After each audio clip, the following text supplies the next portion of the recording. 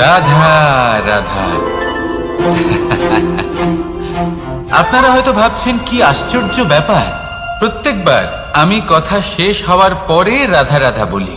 এইবার আমি আগেই বলে দিলাম। কারণটা কি? কারণ সূত্রপাত হয় নিঃস্বার্থ আবেগের দ্বারা। ঠিক যেমন একজন মাতাকেই দেখে নিন। যখনই একজন মাতা সন্তানকে জন্ম দেন, তখন এই সংসার ভুলে যায় যে তার জন্য এটা একটা নতুন জন্ম। কারণ একজন নারী তখন একজন মাতৃরূপে নতুন ভাবে জন্ম নেন। একজন নারী স্ত্রী ও গৃহবধূ রূপে কিছু অধিকার লাভ করে থাকেন, কিন্তু তিনি যখন মা হয়ে যান তখন তিনি শুধুই দান করতে শেখেন। নিজের সন্তানের জন্য কত কিছুই না করেন, তাকে বাৎসল্যের সাগরে ভাসিয়ে নিয়ে যায়। এই সংসারে রাজকুমার জন্ম নিতেই পারেন, তাকে রাম এবং লক্ষণ কিন্তু মায়েরাই বানিয়ে তোলেন। একজন গোয়ালা জন্ম নেয়, তাকে দ্বারকাধীশ একজন মাই বানিয়ে তোলেন।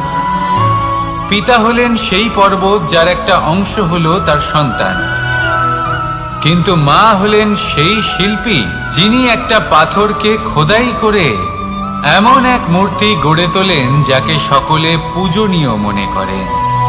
তাহলে স্মরণ করুন সেই সকল মুহূর্ত যেগুলি আপনি নিজের মাতার সাথে অতিবাহিত করেছেন। অনুভব করতে পারবেন যে কিভাবে এক মুহূর্তেই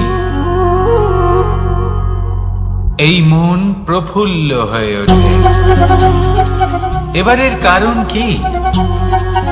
এর কারণ হলো এই জীবনের আসল দ্বারই হলো মমতা।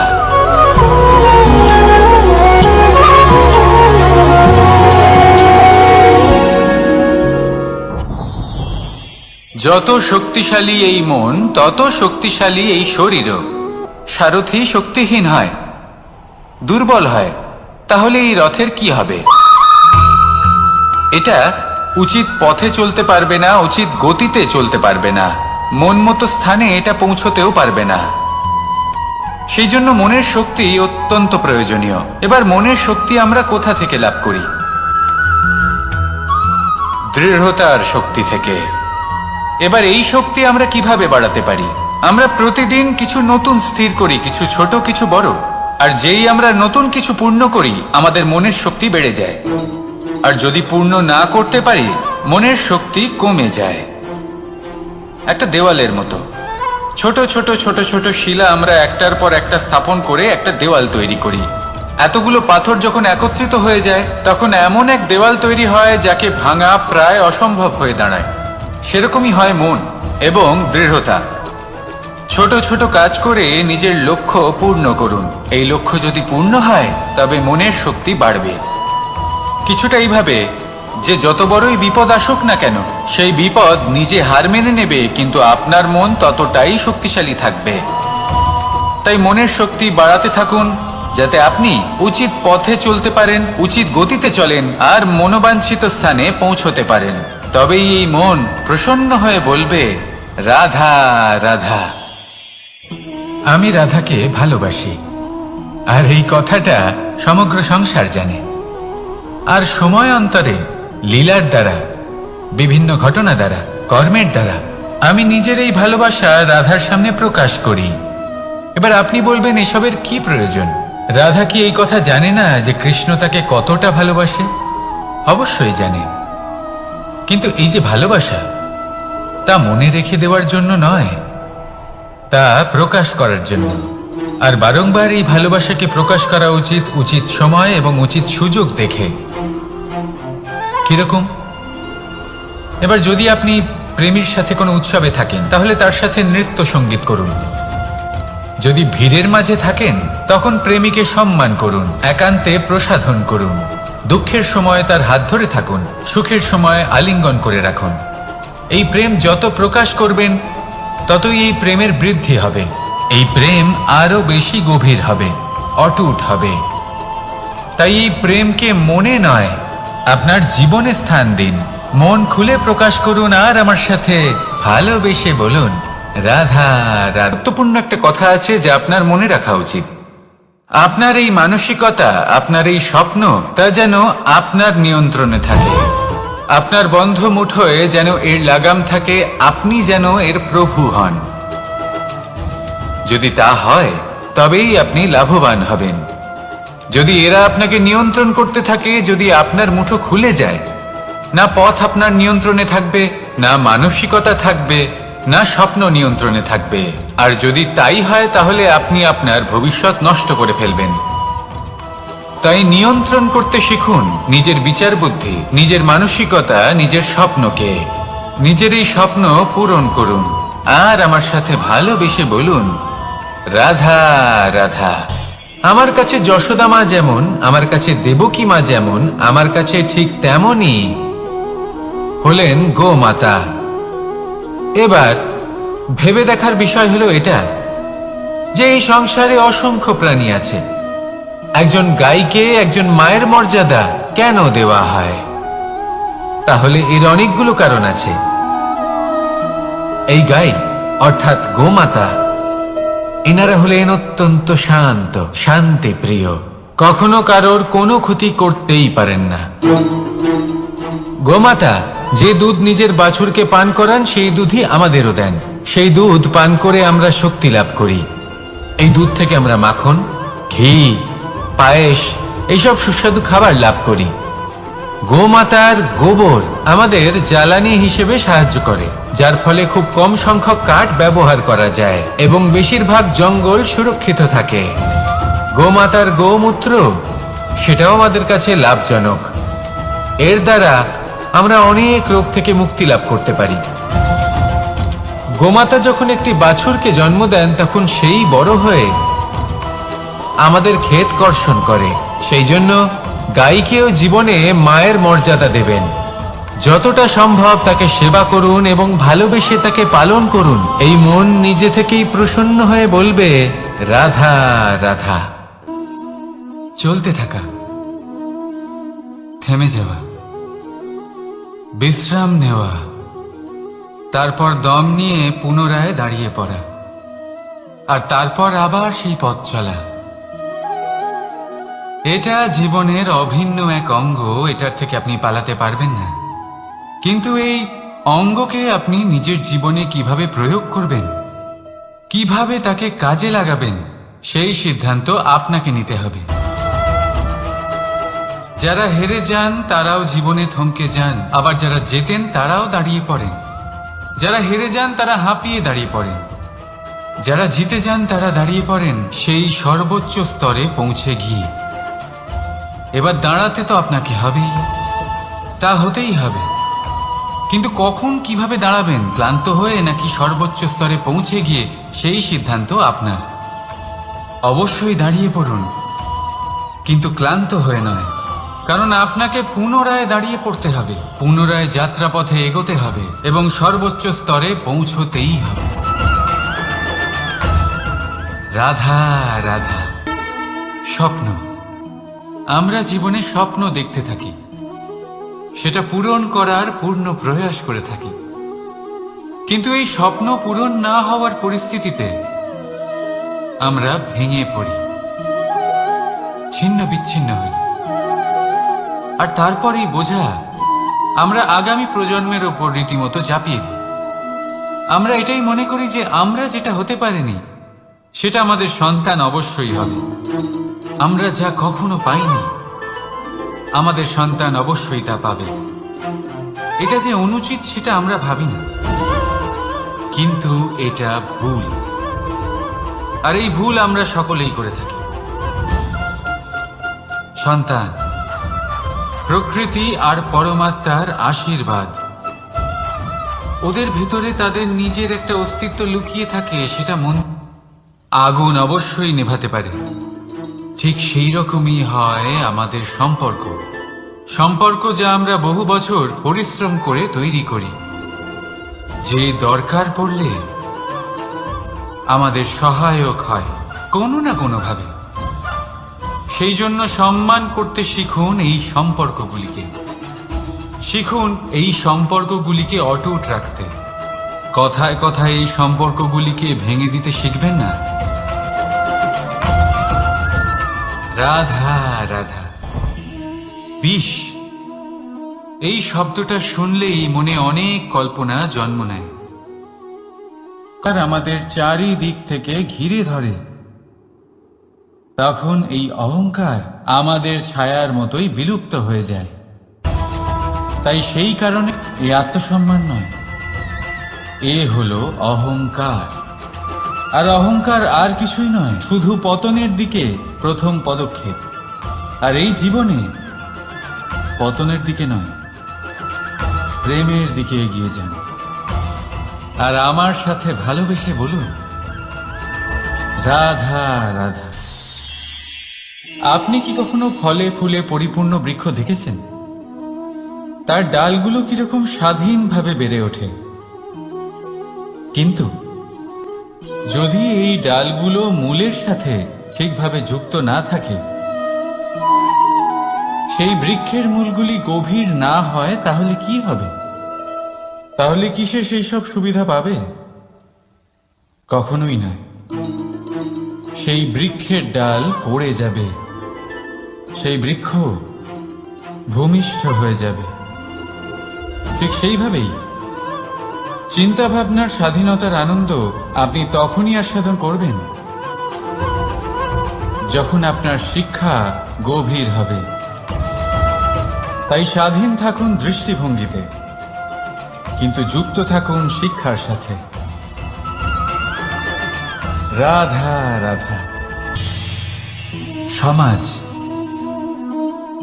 আমরা এই সমাজে বাস করি, আর বহুবার একটা গুরুত্বপূর্ণ কথা ভুলে যাই। এই সমাজ আমরা সকলে মিলে তৈরি করি।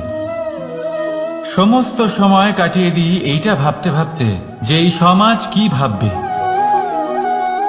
আমার কি করা উচিত, আমার কি ভাবা উচিত, কি পড়া উচিত, কোনটা সঠিক কোনটা ভুল। যদি আমি এটা করি, তাহলে কয়েকজনের এটা মনে হবে না তো যে আমি খারাপ, যখন আমি তা নই। মনে ভয় উৎপন্ন হয় সেই কয়েকজন মানুষের জন্য। তার কারণ হলো আমরা আমাদের মনের কথা শুনতে পাই না, না শুনতে পাই, না বলতে পারি, আর না করতে পারি। সেই কয়েকজন মানুষের ভয়। সংসারে প্রতিটি মানুষেরই নিজের আলাদা আলাদা ব্যক্তিত্ব আছে, আলাদা দৃষ্টিভঙ্গি আছে। তাই যদি আপনি এটা ভাবেন যে আপনি সবাইকে খুশি করতে পারবেন, তাহলে আপনি ভীষণ বড় ভুল করছেন। জীবনে কর্ম তাই করুন যাতে আপনার অন্তরাত্মা সন্তুষ্ট হয়। আর অন্তরাত্মা সন্তুষ্ট তখনই হবে যখন আপনার কর্ম শুভ হবে। তাই নিজের মনের কথা শুনে এই সংসারে শুভ কর্ম করতে থাকি। পাতাকে দেখুন, কত কোমল, কত শীর্ণ। যদি এর উপরে একটুও জোর খাটান, বেঁকে যাবে। পাতা তো এরকমই হয়, একটু জোর খাটালেই তা বেঁকে যায় এদের নমনীয়তার জন্য। কিন্তু ওদের এই নমনীয়তার জন্য ঝড়ে বিপর্যয়ে ওরা ভেঙে পড়ার থেকে বেঁচে যায়। যদি এদের বদলে কোনো দৃঢ় বৃক্ষ হয়, তখন হাওয়ার তীব্র গতি সে সহ্য করতে পারে না, তার সম্মুখীন হতে পারে না, ভেঙে পড়ে যায় সে। ঠিক সেই রকমই হয় আমাদের সম্পর্ক। যদি এর মধ্যে সম্পর্কের সামনে নত হতে শিখুন। রাধা রাধা। প্রেম, আমরা সকলে প্রেম করি, প্রেম পাওয়ার চেষ্টা করতে থাকি। আর এমনও অনেক মানুষ আছেন যারা প্রেম অর্জন করেও ফেলেন, কিন্তু সেখান থেকে শুরু হয় এক নতুন অধ্যায়। আচমকা দুই প্রেমীর কিছু অনুচিত বলে মনে হতে থাকে। আচমকা দুজনে নিজেদের অস্তিত্ব নিয়ে বিচলিত হতে থাকেন। এবার এমন হলে কি করা যেতে পারে? আর এই হলো জুন। প্রেম আপনাকে কোথায় কোথায় নিয়ে যায়। রাধা রাধা। জীবনে ক্ষমা চাওয়া তাও কিছুটা সহজ, ক্ষমা করতে পারা অত্যন্ত কঠিন। ক্ষমা 2 অক্ষরের এই শব্দ হতে পারে, কিন্তু অত্যন্ত বড় এই শব্দ, অত্যন্ত গুরুত্বপূর্ণ এই শব্দ। কখনো কখনো অন্য কাউকে ক্ষমা করে দেওয়া তাও কিছুটা সহজ কাজ, কিন্তু নিজেকে ক্ষমা করতে পারা অত্যন্ত কঠিন হয়ে দাঁড়ায়। অতীতে যদি আমাদের এমন কোনো ভুল হয় যে কারণে আমরা ক্ষমা করতে না শেখেন, নিজেকে ক্ষমা যদি না করতে পারেন, তাহলে তা আপনার জীবনের সবথেকে বড় বাধা হয়ে দাঁড়াবে। সেই জন্য জীবনে অবশ্যই শিখুন যে কিভাবে নিজেকে ক্ষমা করতে হয়, আর শিখুন যে আগের করা ভুল আবার কি করে না করা যেতে পারে। এই মন হালকা হবে আর প্রসন্ন হয়ে বলবে, রাধা রাধা। এই সংসারে যখনই কোনো সমস্যা আসে, তখন আমরা আমাদের সব থেকে বড় সম্বলের কাছে আশ্রয় খুঁজি, তা হলো আমাদের বিশ্বাস। এবার প্রশ্ন হলো এটাই যে এই বিশ্বাস কার উপর করা যেতে পারে? পরিবারের উপর, বন্ধুর উপর, নাকি তাদের উপর বিশ্বাস করা উচিত যাদেরকে আমরা কখনো সঙ্গ দিয়েছি? দেখুন, এই সংসারে বিপদের সম্মুখীন হলে কে আপনাকে সাহায্য করবে সেটা নির্বাচন করা আপনার হাতে নেই। সেটা সেই সকল ব্যক্তির উপর নির্ভরশীল যে তারা আপনাকে সাহায্য করবে নাকি করবে না। অর্থাৎ যখনই কোনো বিপদ আসে, সর্বপ্রথম তার সম্মুখীন আমাদের নিজেকেই হতে হয়, আর তার জন্য প্রস্তুত থাকা প্রয়োজনীয়।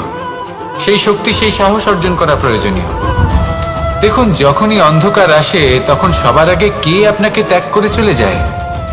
আপনার নিজেরই ছায়া। এই অন্ধকারের সম্মুখীন হতে হয় অন্তরের প্রদীপের দ্বারা, অন্তরের আত্মা দ্বারা। তবেই আপনি অন্ধকারের ওপর জয়লাভ করতে পারবেন। সেই জন্য যে বিপদই আসুক না কেন, নিজেকে তার জন্য প্রস্তুত রাখা উচিত। সেই সাহস নিয়ে আসুন। এমন কোনো বিপদ নেই যা আপনাকে ভেঙে দিতে পারে। আসুন আমার সাথে ভালোবেসে বলুন, রাধা রাধা।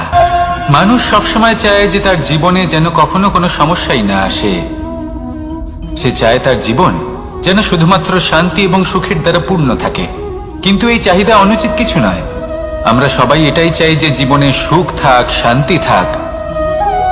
কিন্তু এই কথা সবসময় মনে রাখবেন, যে সূর্য উদিত হন সংসারকে প্রকাশমান করেন, দুপুরবেলায় সংসারকে রৌদ্র প্রদান করেন, সন্ধেবেলায় তাকেও অস্ত যেতে হয়।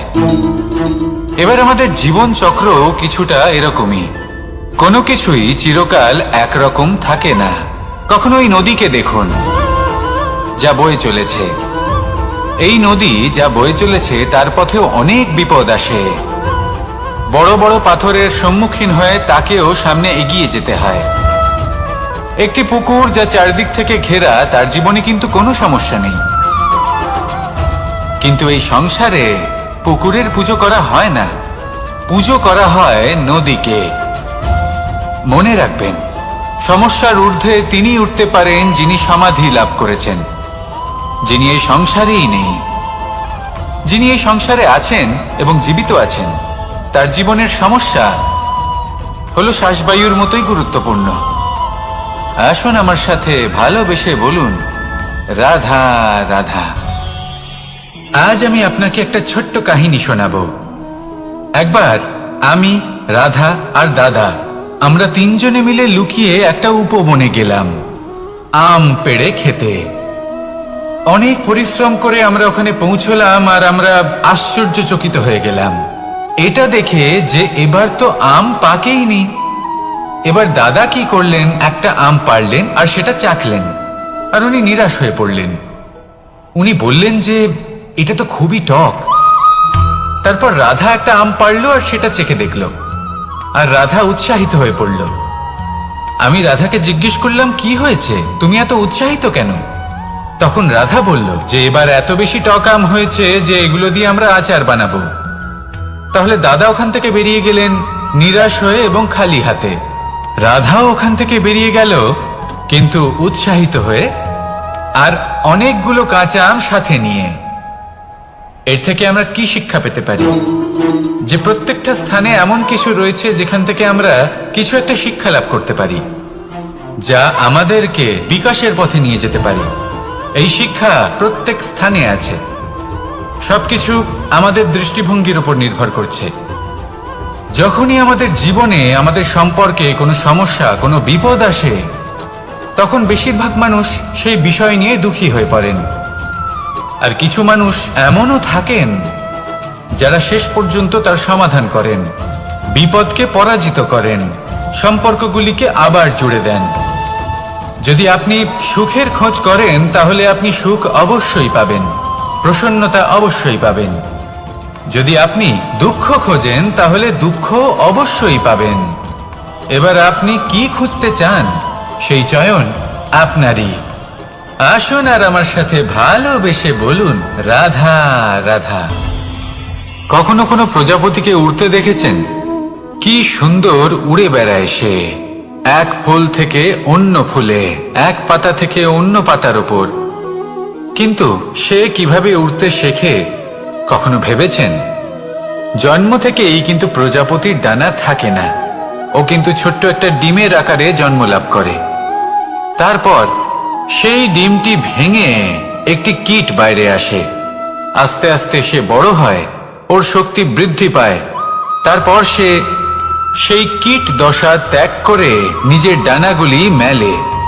এই প্রক্রিয়া তার কাছে সরল নয়, অত্যন্ত যন্ত্রণাদায়ক প্রক্রিয়া, কিন্তু সে সেই যন্ত্রণা মেনে নেয়। আর তারপর আস্তে আস্তে সে উড়তে শেখে। শুধুমাত্র আকাশে উড়ে বেড়ায় তা নয়, আমাদের মনের মাঝে উড়ে বেড়ায়। এবার এই ডিম থেকে প্রজাপতি হয়ে ওঠার যে যাত্রা, এটা যতটা কঠিন, ততটাই কঠিন হয় এই সংসারে শ্রেষ্ঠ কর্ম করা, ততটাই কঠিন হয় এই সংসারে মহান হয়ে ওঠা। সেই জন্য প্রয়োজনীয় প্রচেষ্টা এবং সময়। নিরন্তর প্রচেষ্টা করতে থাকুন, পর্যাপ্ত সময় নিন, এবং আপনি নিজেকে এই আকাশে উড়ন্ত অবস্থায় পাবেন।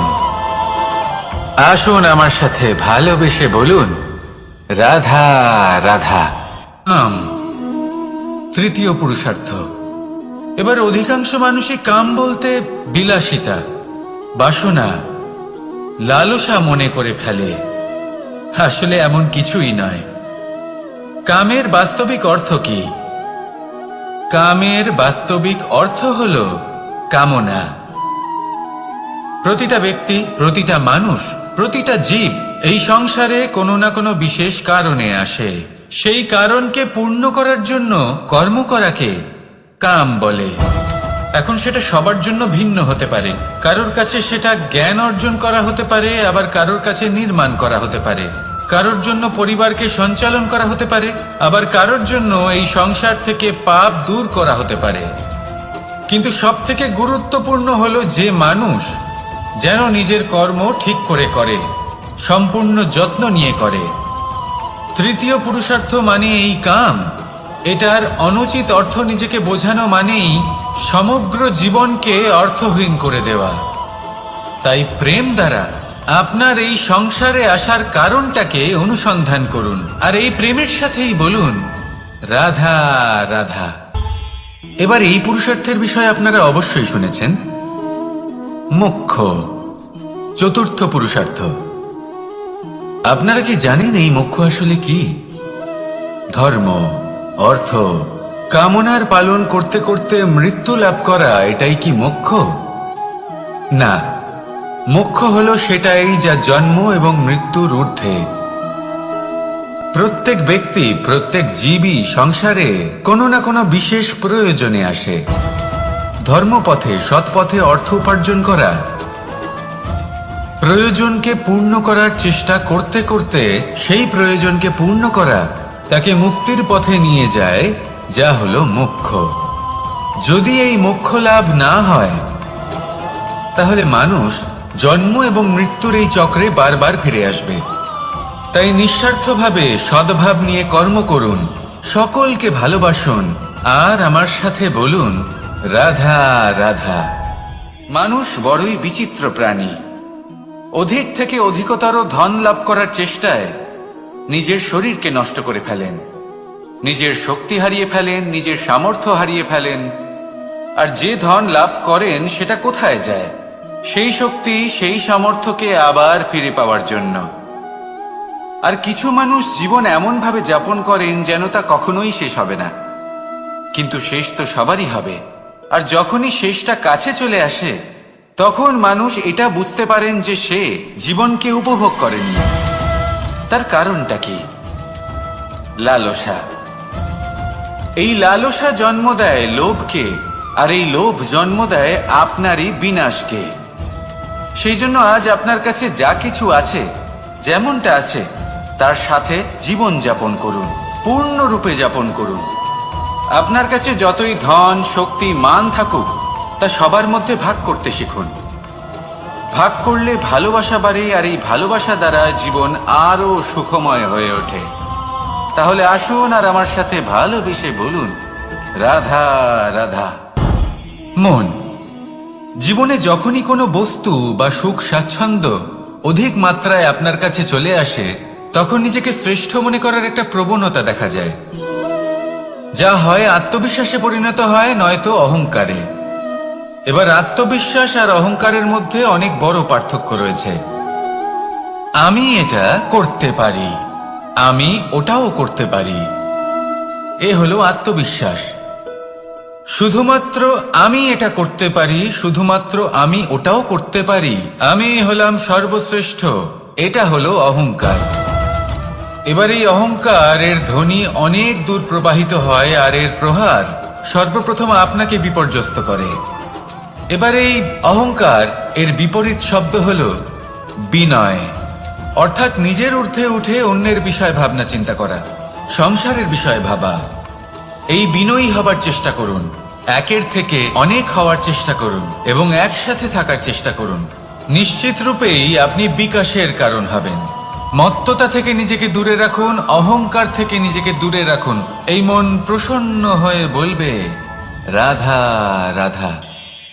জীবনে যখন কোনো ব্যক্তি নিজের লক্ষ্য প্রাপ্তির জন্য নিরন্তর পরিশ্রম করতে থাকেন, চেষ্টা করতে থাকেন, তখন তিনি কষ্ট অনুভব করেন, কখনো শারীরিক কষ্ট, কখনো মানসিক কষ্ট। এবার উনি এটা ভাবতে থাকেন যে আমি কি উচিত করছি নাকি অনুচিত করছি। কারণ অন্যদিকে এমন একজন ব্যক্তিও আছেন যিনি একদমই পরিশ্রম, চেষ্টা করছেন না। তিনি মদিরা পান করেন, বিলাসিতায় জীবন কাটান, অলস প্রকৃতির হয়ে ওঠেন, নিদ্রাতে বিলীন হয়ে থাকেন, আর ভাবেন যে তিনি সুখ লাভ করছেন।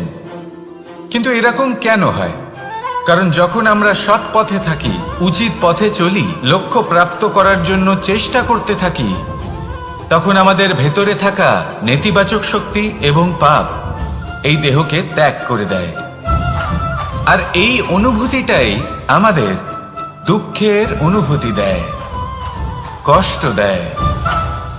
এবার সেখানে যদি আমরা কুপথে চলি, অনুচিত পথে চলতে থাকি, তাহলে আমাদের ভেতরে থাকা পুণ্য এবং ধনাত্মক শক্তি আমাদের দেহ ত্যাগ করে দেয়। আর এই অনুভূতির কারণেই আমরা সুখ অনুভব করি। কিন্তু কখনো ভাববেন যে এই সুখ বেশি সময় পর্যন্ত থাকে না। সেই জন্য সবসময় মনে রাখবেন, যদি আপনি জানেন যে এটাই আপনার লক্ষ্য, এটাই উচিত পথ, শুভ পথ, তাতে নিরন্তরভাবে এগিয়ে যেতে চেষ্টা করতে থাকুন। এই কষ্ট আপনাকে সুখের পরাকাষ্ঠায় কখন পৌঁছে দেবে তা আপনি জানতেই পারবেন না। আসুন আমার সাথে ভালোবেসে বলুন, রাধা রাধা। ঈর্ষা আমাদেরই মনে বসবাস করা আরো একটা শত্রু। তবে এই শত্রু কখনো কখনো আমাদের জন্য লাভদায়কও হতে পারে, কিন্তু যদি আমরা সতর্ক না থাকি তাহলে সেটা ততটাই ঘাতক হয়ে উঠতে পারে। যদি আপনার কোনো প্রতিদ্বন্দ্বী থেকে থাকে যে এগিয়ে চলেছে, তাকে দেখে আপনার মনে ঈর্ষা উৎপন্ন হয়, আর ঈর্ষাবশত আপনি নিরন্তর চেষ্টা করতে থাকেন, পরিশ্রম করতে থাকেন সামনে এগোনোর জন্য, তাহলে তার দ্বারা আপনার বিকাশই হবে। কিন্তু যদি আপনি নিজের বিরোধীকে শেষ করতে দেওয়ার জন্য অগ্রসর হন, তাকে বিনাশ করার জন্য অগ্রসর হন, তাহলে এই ঈর্ষা প্রথমে আপনার বিনাশ অবশ্যই করবে। একটা কথা আছে, এটা পশু প্রবৃত্তি, আপনি শুধুই নিজের বিকাশের কথা ভাববেন। তিনিই হলেন প্রকৃত মানুষ, যিনি অন্য মানুষের জন্য প্রাণও দিতে পারেন। এই ঈর্ষা যদি আপনাকে বিকাশের পথে নিয়ে যেতে পারে তাহলে খুবই ভালো। যদি আপনাকে অন্য কাউকে বিনাশ করে দেওয়ার পথে অগ্রসর করে তাহলে তার থেকে দূরে থাকাই ভালো। যেমন ধরুন, আপনার কাছে একটা সূচ আছে যার দ্বারা আপনি ছেঁড়া কাপড়ও সেলাই করতে পারবেন বা অন্য কারোর পাত্রে ছিদ্রও করে দিতে পারবেন। আপনি কি চাইবেন, নিজের বিকাশ নাকি অন্য কারোর বিনাশ? সিদ্ধান্ত আপনারই। আসুন আর আমার সাথে ভালোবেসে বলুন, রাধা রাধা। বিষ এবং অমৃত, এর ভিত্তিতেই সংসার চক্র চলতে থাকে। যখন সমুদ্র মন্থন হয়েছিল তখন এই দুই প্রাপ্ত হয়েছিল। প্রথমে বিষ পাওয়া গেল, তারপর অমৃত। জীবন মন্থন করলেও এগুলো লাভ করা যায়। এবার এই যে বিষ, তা হলো অমৃতের থেকে অনেক বেশি শক্তিশালী এবং সেই জন্যই অনেক বেশি ঘাতকও। এবার বোঝার চেষ্টা করি এই বিষ আসলে কি। যে কোনো বস্তু বা কোনো ভাব যদি মাত্রার থেকে বেশি পরিমাণে আপনার কাছে থাকে, প্রয়োজনের থেকে বেশি আপনার কাছে থাকে, তাহলে সেটা আপনার কাছে বিষ সমান হতে পারে। তা সে ধন হোক, শক্তি হোক, সম্মান হোক, ইত্যাদি ইত্যাদি। যদি আপনার কাছে এমন কিছু থেকে থাকে যা মাত্রার থেকে বেশি পরিমাণে আপনার কাছে আছে, তাহলে তাকে ভাগ করতে শিখুন। যদি আপনি ভাগ করতে শিখে যান তাহলে এই বিষই আপনার জন্য অমৃতে পরিণত হবে, আর তাদের কাছেও অমৃত সমান হয়ে উঠবে যাদের এই সাহায্যের প্রয়োজন। তাহলে ভাগ করে নিতে শিখুন আর আমার সাথে ভালোবেসে বলুন, রাধা রাধা। কোনো বাড়িতে, কোনো পরিবারে যখন কারোর জন্ম হয় তখন তা কত সুখের মুহূর্ত হয়। সেই ছোট্ট সন্তান যখন কিছুটা বড় হয়, সে হাঁটার চেষ্টা করে, আর সেই প্রক্রিয়াতেও খুব বড় একটা শিক্ষা লুকিয়ে রয়েছে, ঠেলে দেওয়া। যখন আপনি হাঁটতে চান, সামনে এগোতে চান, তখন আপনি কি করেন? নিজের পায়ের তলার যে মাটি তাকে আপনি পেছনে ঠেলে দেন। ব্যাস, এই একই জিনিস তো জীবনেও শিখতে হবে। এবার যদি আপনি জ্ঞানের পথে অগ্রসর হতে চান তাহলে অজ্ঞানতাকে পেছনে সরিয়ে দিতে হবে। যদি আপনি প্রকাশের দিকে এগোতে চান তাহলে অন্ধকারকে পেছনে সরিয়ে দিতে হবে। যদি আপনি ভবিষ্যতে সফল হতে চান তাহলে অতীতের যে অসফলতাগুলিকে পেছনে সরিয়ে দিতে হবে। যে জল বইতে বইতে থেমে যায় তাকে আমরা নালা বলে থাকি, তার থেকে দুর্গন্ধ বের হয়। কিন্তু যে জল বইতেই থাকে তাকেই আমরা পবিত্র জল বলি। তাহলে আপনিও কর্ম করতে থাকুন, কখনো থামবেন না, আর আমার সাথে ভালোবেসে বলুন, রাধা রাধা। যোগাসন। যোগাসনে আসন অত্যন্ত গুরুত্বপূর্ণ। এবার আমি বলবো সবথেকে শ্রেষ্ঠ আসন কোনটি। আশ্বাস। নিজেকে আশ্বস্ত করতে থাকুন যে আমি আছি, সব ঠিক হবে, যা হচ্ছে ভালোর জন্য হচ্ছে। এই আশ্বাস আপনাকে জীবনে এমন ধনাত্মক বিশ্বাস দেবে যে আপনি বড় বড় সমস্যার সমাধান করতে পারবেন। এবার যদি কথা বলি সবথেকে কঠিন সময়ের, তাহলে সেটা হলো বিচ্ছেদের। যা মা সীতাকে সহ্য করতে হয়েছে শ্রীরামের জন্য, রাধা কৃষ্ণকেও সহ্য করতে হয়েছে। যে ব্যক্তি বিচ্ছেদের সময় সঠিক পথে চলে এসেছে সে জীবনে অনেক শ্রেষ্ঠ স্থানে অবশ্যই পৌঁছতে পারবে। এবার যদি কথা বলি সবথেকে জরুরি এবং গুরুত্বপূর্ণ সময়ের, তাহলে সেটা হলো সংযোগ। সকলকে সাহায্য করতে থাকুন। আপনি অন্যদের সাহায্য করে তাদের যত আনন্দ দিতে পারবেন ততটাই আনন্দ আপনারও জীবনে অবশ্যই আসবে। আসুন আর আমার সাথে ভালোবেসে বলুন, রাধা রাধা। কামবোধ, এটাই আপনার অন্তরের প্রথম শত্রু। বেশিরভাগ মানুষই কামবোধ বলতে লালসা বোঝেন, কিন্তু এটা সম্পূর্ণ সত্য নয়। কামের আসল অর্থ হলো কামনা। এটা খুবই সহজ ব্যাপার।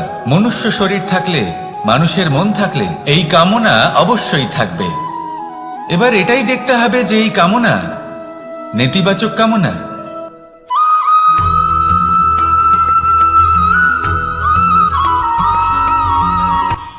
কখনো কোনো বাগানের কোনো বৃক্ষকে দেখেছেন যেখানে সুগন্ধি ফুল থাকে, রসালো ফল থাকে?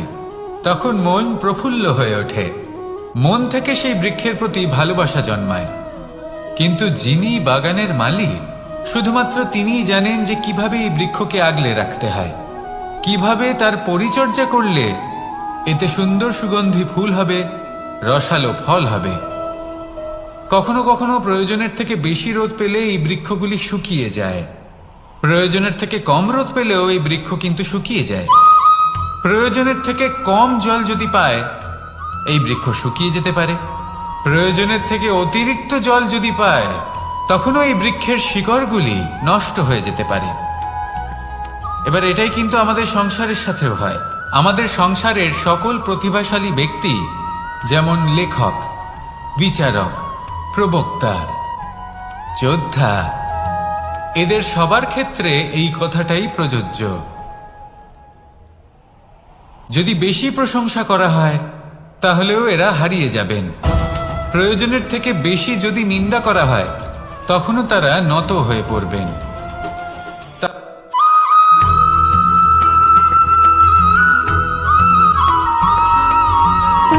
সুখ, দুঃখ এবং শক্তি, এই তিন হলো এই সংসারের ত্রিদেবের মতো। আমাদের জীবনে যা কিছু ঘটছে এই তিনটির ভিত্তির উপরেই হচ্ছে। আসলে এই সংসারের একটা নিয়ম আছে, যখনই আপনি কিছু লাভ করেন, এই সংসার আপনার পরীক্ষা নেয়। এটা জানার জন্য আপনার পরীক্ষা নেয় যে আপনি যা কিছুই লাভ করেছেন, আপনি কি আদৌ সেটার যোগ্য কিনা। ঠিক সেইভাবেই এই সুখ, দুঃখ এবং শক্তি আপনার পরীক্ষা নিয়ে থাকে। যখন সুখ আসে, তখন সে আপনার পরীক্ষা নেয় যে আপনার মধ্যে অহংবোধ জাগ্রত হয়নি তো। যদি অহংবোধ চলে আসে, তাহলে সুখ সেখানেই সঙ্গ ত্যাগ করে।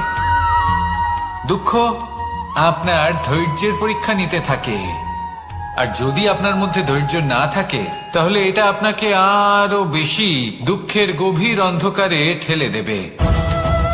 সেখানে শক্তি পরীক্ষা নেয় আপনার বিনম্রতার। যদি আপনি বিনম্র না হন, তাহলে হয় এই শক্তি আপনার সঙ্গ ত্যাগ করবে, নয় এই শক্তি বিনম্রতার অভাবে আপনার পতনের কারণ হতে পারে।